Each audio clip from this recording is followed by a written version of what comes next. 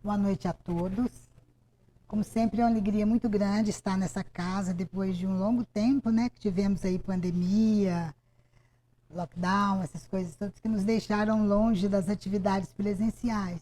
Mas agora já estamos começando de pouco a pouco, voltar a essas atividades, né? E aqui estamos para falar um pouquinho da lei de destruição, né? Que faz parte da parte do Livro dos Espíritos, que trata das leis morais, né? Então, nós vamos falar um pouquinho sobre isso. Não vou poder ver todo mundo, porque agora o esquema aqui está diferente, né, Diego? Então, nós vamos apresentar para vocês, né? Quando a gente fala em lei de destruição, a primeira coisa que a gente pensa é isso, né? As grandes destruições naturais, né? Terremotos, vulcões, doenças, né? Das mais diversas as pandemias, as enchentes, tsunami, mas tem algo por detrás disso que a gente precisa de examinar à luz da doutrina dos espíritos que Kardec nos deixou, né? Vamos ver inicialmente essa estrutura geral do Livro dos Espíritos, que a gente sabe, né? Publicado em 1857, o Livro dos Espíritos tem uma estrutura. Kardec, como grande pedagogo que foi, não poderia ser diferente ele nos passar essa informação de forma em tópicos, de maneira do entendimento maior, né? A pedagogia espírita iniciada com Kardec, ela nos deixa isso bem claro. Então, nós vamos avaliar, ele avaliou, distribuiu da seguinte maneira: a escolha do objeto de estudo, né? Que é a parte 1, que é das causas primárias, onde ele começa que é Deus, né? E por aí vai tudo aquilo que a gente viu. Na segunda parte, ele foi fazer a análise do objeto do estudo. E aí, nessa parte 2, ele fala do mundo espírita ou mundo dos espíritos. E na parte 3, que é o que vamos examinar em especial a lei de destruição, foi quando ele, em cima disso tudo que ele tinha feito, ele foi fazer a formulação dessas leis, que vai, né, na parte 3 das leis morais, que é o que mais vai ser especificado. Lembramos que, quando a gente diz que o Evangelho segundo o Espiritismo é a parte, né, da doutrina espírita que cuida das leis morais, da parte moral, então a gente vê a importância que Kardec colocou nesse tema, né? E, além disso, tem a parte 4, que é a dedução das consequências, onde ele fala das esperanças e consolações, né? Como sabemos, o Cristo, quando foi, né, já estava de partida desse nosso plano, ele colocou que não nos deixaria órfão, que enviaria o Consolador, que naquele tempo não podia ser entendido, mas que seria apresentado. E aí, nessa parte, né, que é o ensino dos espíritos, como que esses espíritos iriam trazer essas consolações e esperanças, a doutrina espírita tem esse aspecto de consolador, do Cristo Consolador. Tá? Bom, da parte 3, que é o que nós vamos ver agora, das leis morais. No capítulo 1, ele vai tratar da lei, dividido em tópicos, ele vai tratar da lei divina ou natural. Vamos ver o que quer dizer isso. Então, na questão 614, ele coloca: o que se deve entender por lei natural? A resposta que os espíritos deram: a lei natural é a lei de Deus. É a única necessária à felicidade do homem. Ela lhe indica o que ele deve fazer ou não fazer. E ele só se torna infeliz porque dela se afasta. Então, quando se fala em lei natural, a gente está falando da lei de Deus, o máximo daquilo que no nosso planeta, né, no nosso estágio de desenvolvimento, nós temos que entender. Como que nesse estágio de desenvolvimento as criaturas vão entender essa lei de Deus, né? Certamente de uma maneira um pouquinho diferente, por exemplo, daqueles espíritos que já estão num patamar mais elevado, no mundo de regeneração ou no mundo ditoso, né, de acordo com aquela escala de mundos que Kardec nos apresentou.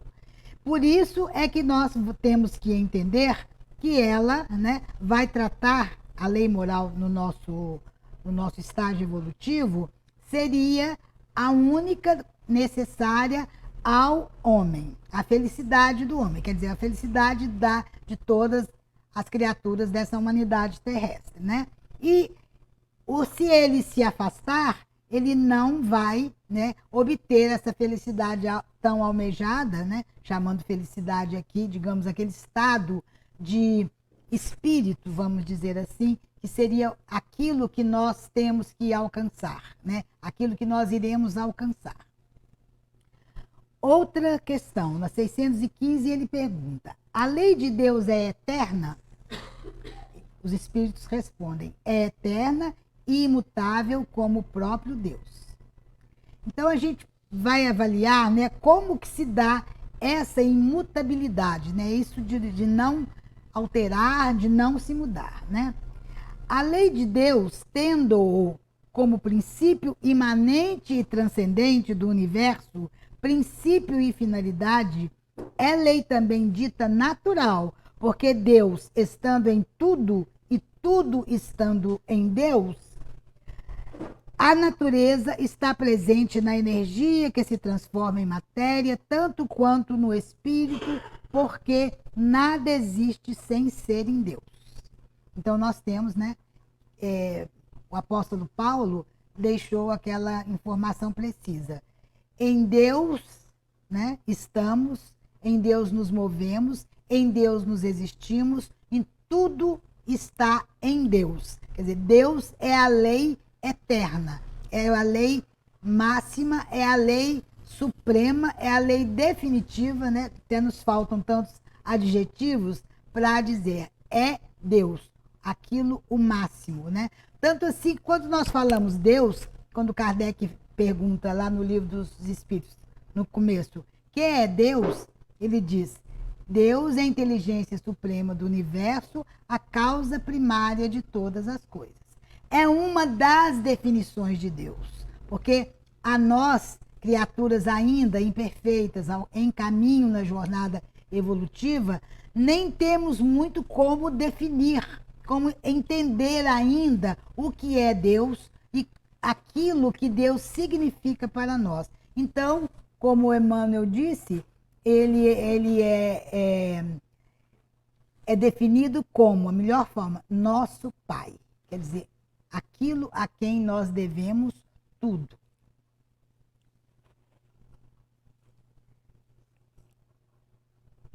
Não foi? Bom, uma breve divisão. As leis físicas. O que entendemos por leis físicas? São as leis do mundo natural. No caso aqui, nós vamos nos ater ao mundo material, né? Aquele que governa todo o nosso universo feito de matéria, né? Não só o nosso planeta, mas todo o nosso cosmos, todo o nosso universo, né? Ela é objeto de estudo e compreensão das várias ciências humanas, a biologia, astronomia, física, química, entre outras, né? É preciso, foi no nosso estágio de entendimento, a nossa ciência, o nosso conhecimento, ela tem que ser, necessitou ser dividida em vários ramos, né? Mas tudo isso é englobado numa única lei. Então a lei engloba tudo isso. Mas como nós ainda precisamos dessa compartimentalização, nós de alguma maneira vamos entender que essas temos de dividir em leis físicas e a outra maneira são as leis morais.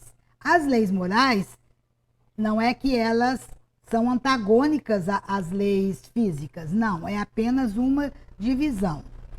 As leis morais são referentes às relações do homem com Deus e o seu próximo, né? São as leis morais, que são essas que nós temos que nos ater mais, porque o nosso objetivo nessa nossa jornada evolutiva é estar em relação com Deus e em relação com o nosso próximo. Não só a relação com Deus, aquela relação estreita, fechada, onde eu só procuro saber de Deus, do Criador, das suas manifestações, mas mais ainda do próximo, porque nós, no estágio evolutivo que nos encontramos, precisamos, é necessário ter o nosso próximo em vista. Por isso, como disse o Diego no início da fala dele, ele diz que a doutrina espírita se funda num dizer, né?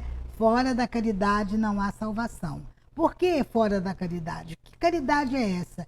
É a nossa relação com o nosso próximo.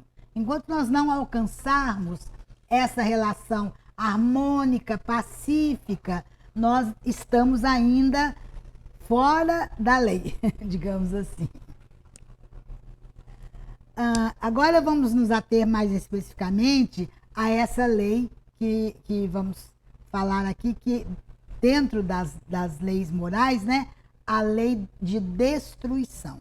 Por que ainda precisamos de dizer que existe uma lei de destruição e ter as normas dessa lei? Porque no estágio evolutivo em que encontramos, num planeta de provas e expiações, a destruição ainda se faz necessária, né? Ainda é necessária.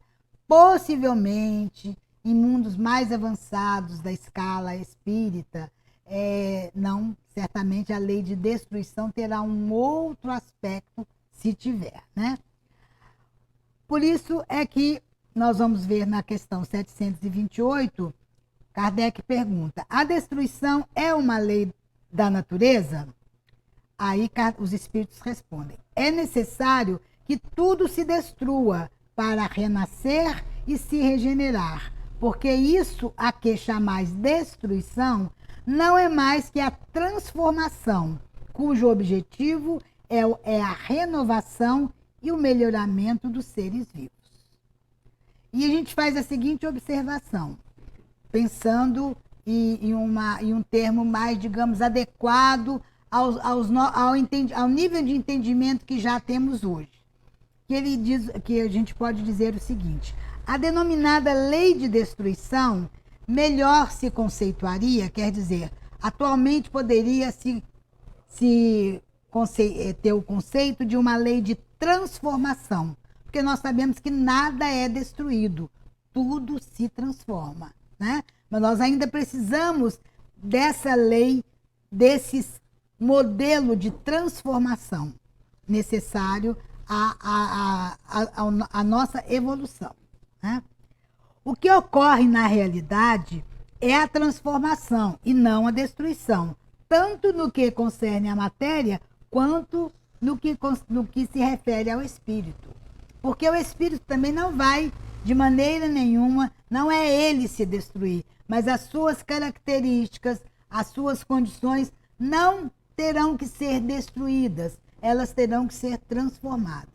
Isso a gente vê hoje nos ensinos, nos conceitos mais ligados à ciência, né? Na física quântica, que muita gente já viu isso de alguma maneira, que não existe transformação, que não existe destruição, tudo se transforma, né? Então, sentimentos se transformam, pensamentos se transformam, porque tudo isso é energia, tudo isso tem atração, as leis de atração, né? As vibrações, tudo isso são coisas que serão transformadas e não destruídas. Você não pode destruir a energia, você pode transformá-las, né? Como as nossas vibrações, os nossos pensamentos, ainda nós temos muita, digamos, um nível às vezes ainda atrasado, vamos dizer assim, né? O que nós temos que fazer? Acabar com eles? Não, temos que transformar. Destruir é impossível, vamos transformá-los. Vamos falar então sobre a destruição. A gente colocou aqui a transformação natural, né? Ela independe do ser humano, quer dizer, do ser humano, né? Então ela tem causas naturais, ela tem causas da natureza, da lei que está incluída na lei de Deus. Ela segue as leis natural do planeta estabelecidas pelo Código Divino. O Código Divino é a lei de Deus, estabeleceu isso, né? O que vamos ter de resultado dessa transformação? Ela vai dar lugar a novos patamares evolutivos. Nós vamos ter a transformação, a regeneração, o progresso, tudo em função dessas mudanças que a gente vê. E tem também a função de restabelecer o equilíbrio ecológico entre os seres vivos e o ambiente, né? Então, nós vemos, por exemplo, os incêndios naturais em florestas, sabemos que tem isso no Brasil, isso é mais comum no Cerrado. Aqui na nossa Mata Atlântica, onde é tudo muito úmido, não acontece muito não. Mas se aqueles que já foram ao Cerrado, seja em que lugar foi no Brasil, deve saber que quando chega a época lá da seca, né? Agora tipo agosto, setembro, outubro, a ausência de chuvas torna a vegetação extremamente seca e propicia a incêndios naturais. Não é que chegou alguém ali e colocou fogo. Isso acontece muito. Não vamos dizer que não coloca, mas pode acontecer incêndios naturais. Por que isso?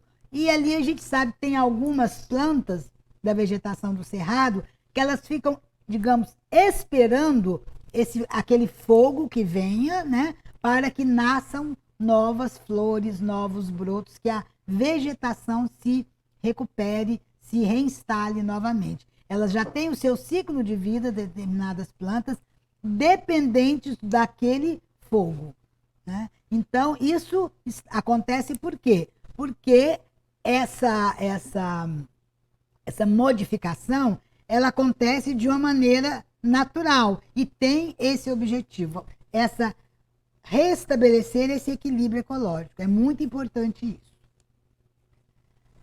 Bom, agora nós vamos falar um pouquinho, não mais sobre a destruição ou transformação natural, e sim aquela cuja causa são as ações humanas, né? Ela é necessária. No atual estágio evolutivo em que estamos, ela é necessária. Por quê? Porque nós precisamos de utilizar esses recursos da natureza para a sobrevivência, né? Foi isso que a humanidade, todas as sociedades, as civilizações fizeram. Utilizou os recursos naturais para sua sobrevivência, segurança e também conforto, né?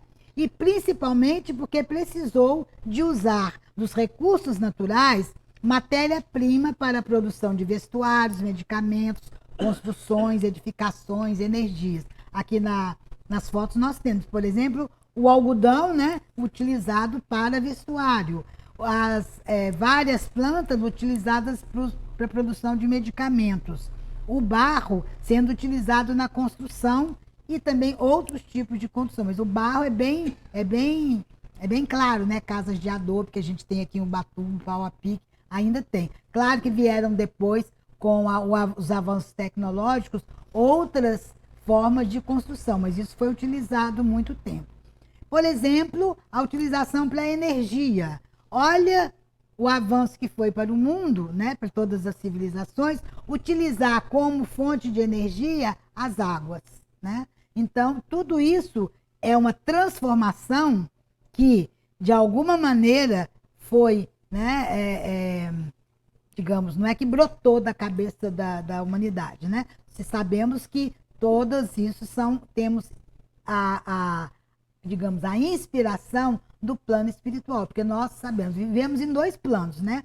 O mundo dos encarnados e o mundo dos desencarnados. Se não fosse pelo mundo dos desencarnados, o que estaríamos fazendo aqui até hoje, né? Estaríamos talvez lá ainda muito na idade da pedra, mas a misericórdia divina propiciou para todos nós que viessem, né, mensageiros, que viessem aqueles que pudessem ensinar, e também as intuições, lembrando por quê, né? A lei de Deus estava escrito, como diz Kardec, na consciência, né? Então não era uma tábua rasa onde se colocou tudo. Já havia alguma coisa. Agora também vamos atentar para outro tipo de recurso natural, que também para atender, né, suprir as necessidades. Agora nós vamos ver aqui como que foi, por exemplo, o cultivo dos grãos. Olha como a humanidade evoluiu só a partir do momento que as civilizações começaram a utilizar os recursos naturais para alimentação. O trigo, né, de onde vem o pão, o alimento maior da humanidade, vamos dizer assim, o modelo de alimento para a humanidade é o pão, né? Quando se fala em alimento, a palavra básica é pão. Então, nós tivemos isso desde o início, conhecendo os grãos, as primeiras sociedades trabalhando esse trigo, até chegar hoje, onde nós temos as hortas, os grandes cultivos, né? Tudo isso para propiciar o suprimento das necessidades alimentares da sociedade. O ritmo está bom assim? Está tranquilo? Se alguém quiser interromper e fazer alguma pergunta, fique à vontade, tá? Bom, vamos continuar vendo aqui. Agora vamos ver uma outra parte. Nós estávamos vendo os recursos provenientes dos vegetais. Agora vamos ver aqui um aspecto dos recursos provenientes dos animais, né? E vocês sabem, nós todos sabemos, que essa maneira de fazer tudo isso, né, essas tecnologias, elas vieram de acordo com os avanços, né, elas se alteraram, né, toda essa maneira de trabalhar alterou com a evolução e os avanços tecnológicos. Desde dos primeiros homens primitivos, que começaram a assar quando conheceram o fogo, assar os animais para os alimentos. Depois foi avançando, aí passou a ter pequenas fazendas e chegou ao extremo hoje que temos, né, de uma cultura de uma pecuária extremamente extensiva, né, que sabemos que tem hoje. Então, isso foi com os avanços tecnológicos. Vamos ver onde isso tudo vai nos levar. Na questão 735, Kardec questiona os espíritos. Que pensar da destruição que ultrapassa os limites da necessidade e da segurança? Os espíritos responderam: toda destruição que ultrapassa os limites da necessidade é uma violação das leis de Deus. Então, quando nós temos, né, um grande pedaço de uma mata, de uma floresta, sendo abatida totalmente para propiciar grandes extensões de terra para o cultivo extensivo ou para a pecuária ou outro tipo de cultivo animal extensivo também, aonde que está o limite disso? A necessidade até onde vai? É uma questão muito tênue a divisão entre o que é necessário e o que é limitado pela essa necessidade. Onde está o limite dessa necessidade? Mas nós temos que aprender isso, né? Isso chegou a uma destruição, a uma transformação que mostrou-se e vem mostrando abusiva, de forma abusiva. Isso levou, por exemplo, à criação de animais, por exemplo, nós vemos aqui as gaiolas de galinhas, né? Que essas galinhas, somente fêmeas, né?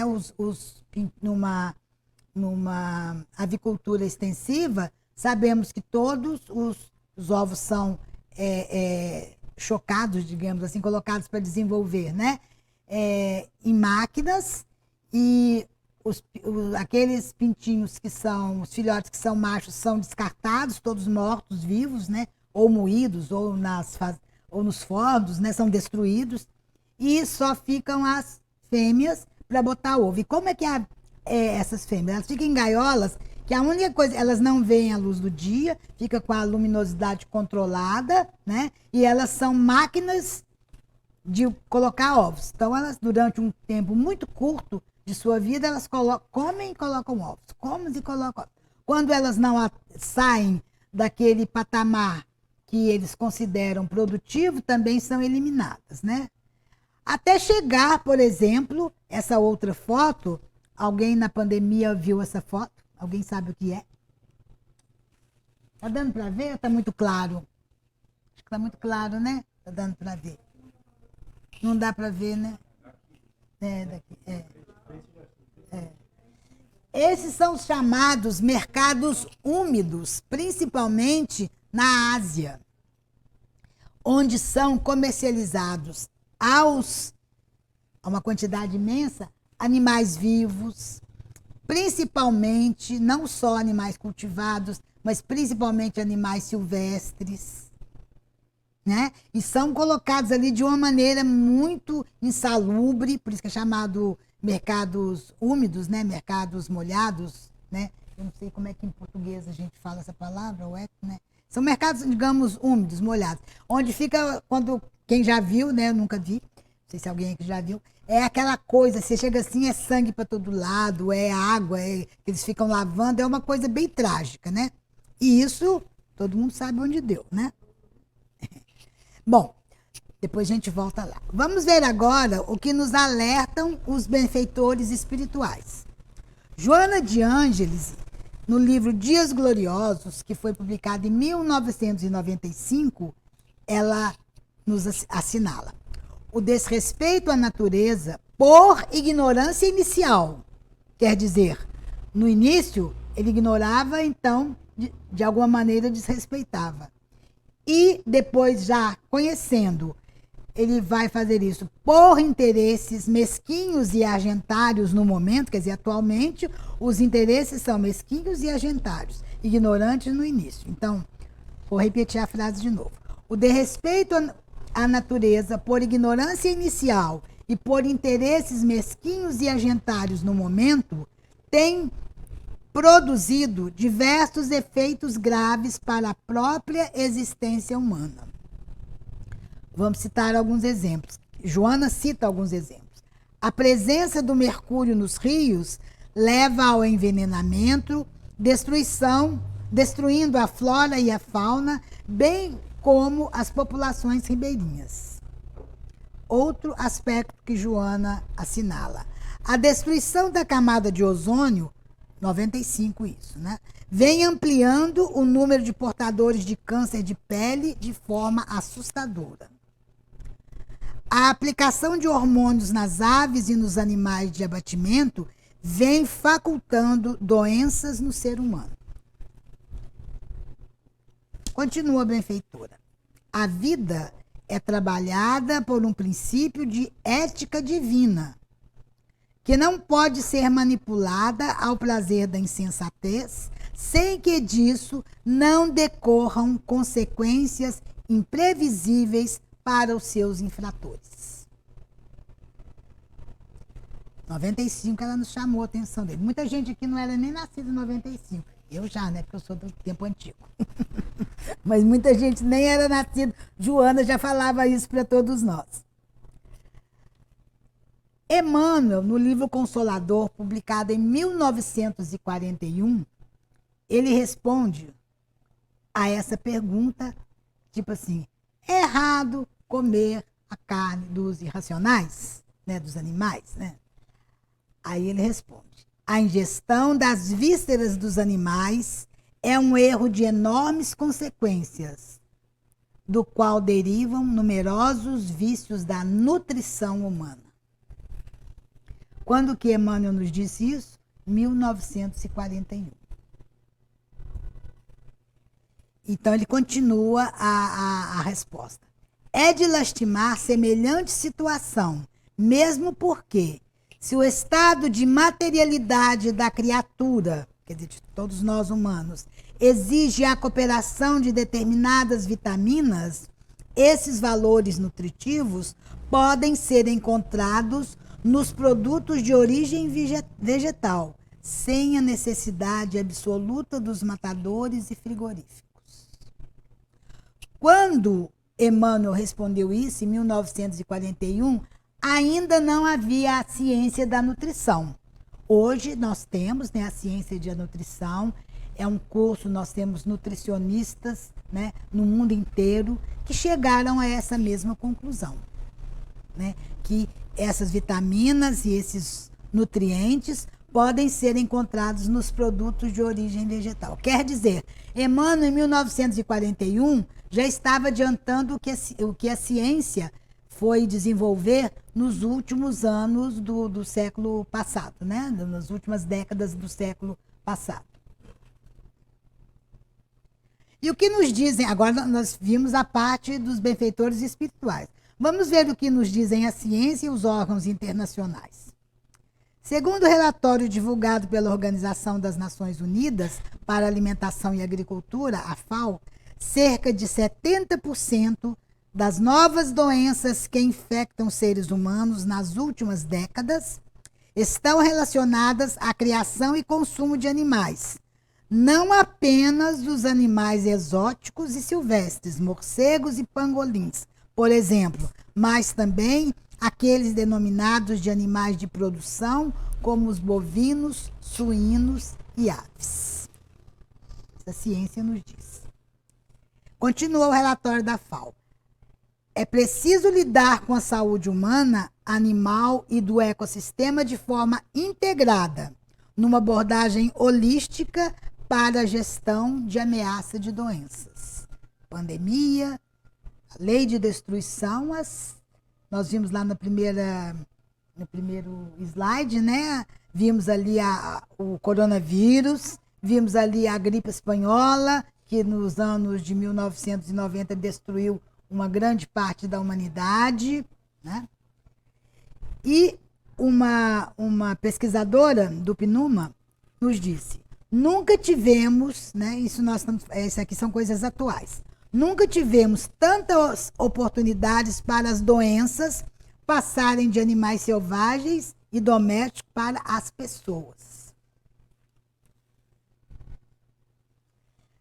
Agora a gente medita um pouquinho, né? E pensa um pouquinho e dizemos: quando transformamos o meio ambiente por meio de atividades como a agropecuária intensiva, essas mudanças alteram o funcionamento dos ecossistemas e criam um cenário de possibilidades indesejáveis, envolvendo a disseminação de novas doenças zoonóticas, quer dizer, doenças transmitidas de animais para os humanos. O desmatamento promovido pela pecuária, aquela primeira foto que tinha lá em cima, afeta o ciclo de vida dos animais e com isso surgem uma série de consequências. As consequências que Emmanuel nos falou lá em 1941. Agora vamos fazer algumas reflexões aqui. Se tais flagelos fazem parte dos eventos necessários para que a Terra se eleve da categoria de mundo de provas e expiação para mundo de regeneração, reflitamos sobre a nossa responsabilidade. E que essa é a origem de doenças como Covid-19 decorreu da mutação do vírus de algum hospedeiro animal saltando para os humanos, né? Porque existe várias... a ciência não chegou ainda a uma determinação precisa como que surgiu o vírus, né? O Covid, descoberto em 2019. Então, decorreu da mutação do vírus, né, da Covid, em algum hospedeiro animal saltando para os humanos, a prática de confinar, abater, comercializar e consumir animais em condições lastimáveis, insalubres e imorais, como os mercados úmidos lá que vimos, apropriadíssimas para se produzir uma série de pandemias, isso tudo é de escolha humana.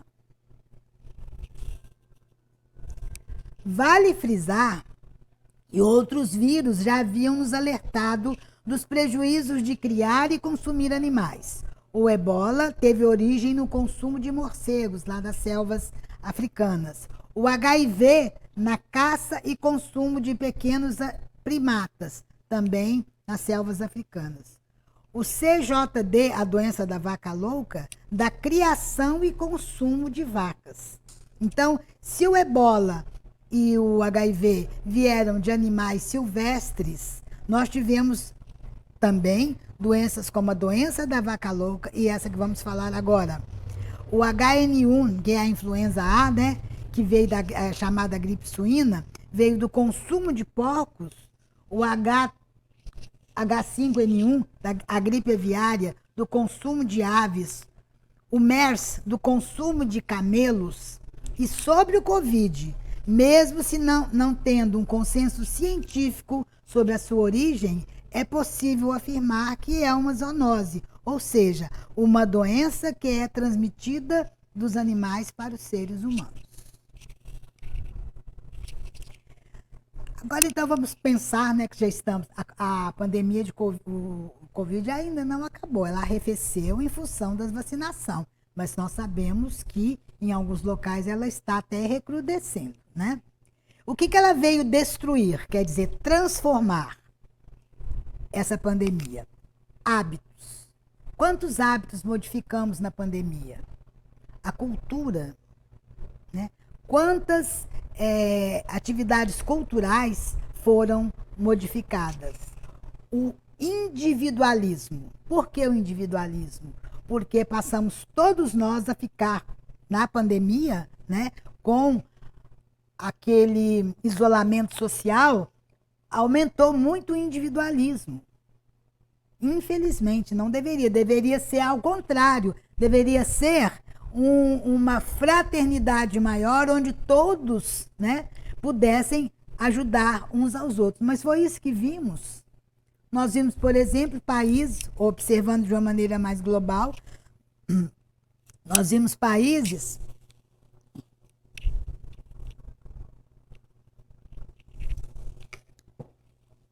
que no primeiro momento, quando surgiram as primeiras vacinas, o que fizeram os países ricos?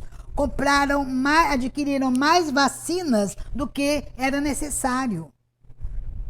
Tudo meu. Eu tenho dinheiro, o meu primeiro, né? Vem tudo para mim, né? E quantos outros que não tinham recursos financeiros, que ficaram sem a vacinação? Aliás, essa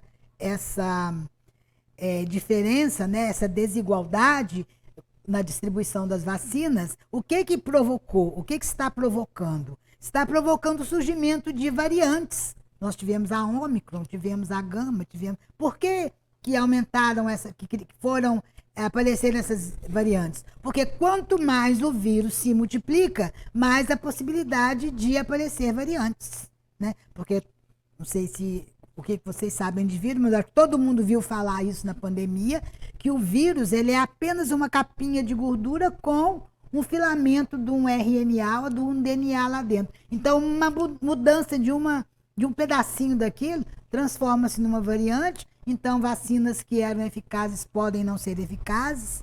Então, tudo isso foi consequência de como que a humanidade vem tratando a nossa pandemia, né? E também modificou, né, tem que transformar, a atual relação com a criação, né? Como que nós temos que examinar esse mundo, esse ecossistema onde fazemos parte, humanos, não humanos, vegetais, o ambiente mineral que temos, né? Como que passamos a ter? Então, está na hora de modificar algumas coisas dessa. Afinal, nós essas modificações, sabendo que são aquelas que serão necessárias para que mudemos de planeta de patamar, né? De planeta de provas e expiações para planeta de regeneração. Fato é, já está terminando, gente. Fato é que não deveríamos passar por mais essa pandemia sem mudanças individuais e coletivas. Ou aproveitamos o convite desse pequeno mensageiro, o vírus, né, que ninguém vê, só em situações, mas a mensagem dele está aí. Ou seremos produtores de novos flagelos ceifadores. Emmanuel, no livro Pão Nosso, no capítulo 23, nos conforta de alguma maneira, pelo menos nos chama atenção, quando ele diz que o planeta não é um barco desgovernado. As coletividades humanas costumam cair em desordem, mas as leis que presidem aos destinos da casa terrestre se expressam com absoluta harmonia. Essa verificação nos ajuda a compreender que a Terra é a vinha de Jesus. Aí, vemos-lo trabalhando desde a aurora dos séculos e assistimos à transformação das criaturas que, de experiência a experiência, se lhe integram no divino amor. Emmanuel também observa, importante, olha, os reinos da natureza estão mais sob a responsabilidade direta dos homens que propriamente dos espíritos. Quer dizer, a responsabilidade dos reinos da natureza, né, de todos os nossos sistemas, é mais a responsabilidade direta dos homens e não propriamente dos espíritos. Óbvio que eles podem interferir e vão interferir quando necessário, mas e onde que está a responsabilidade dos seres humanos, né? Nós humanos responderemos perante as leis divinas pelo que fizemos em consciência com os patrimônios da natureza terrestre. Bittencourt Sampaio, um espírita, um dos iluminados do início do espiritismo no Brasil, ele tem um livro, ele colocou uma mensagem no livro Instruções Psicofônicas, não sei se alguém aqui já leu, no capítulo 64, que ele diz: não ignorais que a civilização de hoje é um grande barco sob a tempestade, mas enquanto mastros tombam oscilantes e estalam vigas mestras, aos gritos da equipagem desavorada, ante a metralha que incendeia a noite moral do mundo, Cristo está no leme. Então, como vemos, uma mensagem dessa é uma mensagem consoladora, caracteriza o caráter consolador da doutrina espírita. Mas o que vimos anteriormente não nos deixa, digamos, só esperando esse caráter consolador dos espíritos. Nós temos que fazer a nossa parte. A ação depende de nós.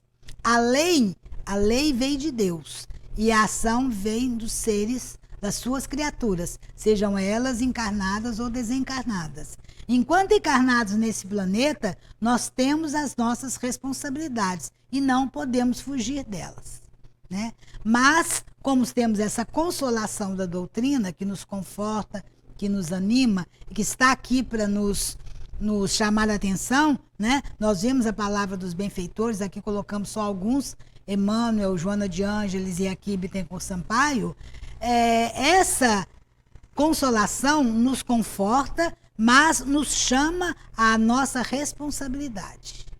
Que possamos todos nós, com a graça de Deus, com a misericórdia divina e com o amor de Jesus por todos nós nesse planeta, ele que é o nosso guia e modelo, governador espiritual da nossa terra, que possamos nós fazermos a nossa parte.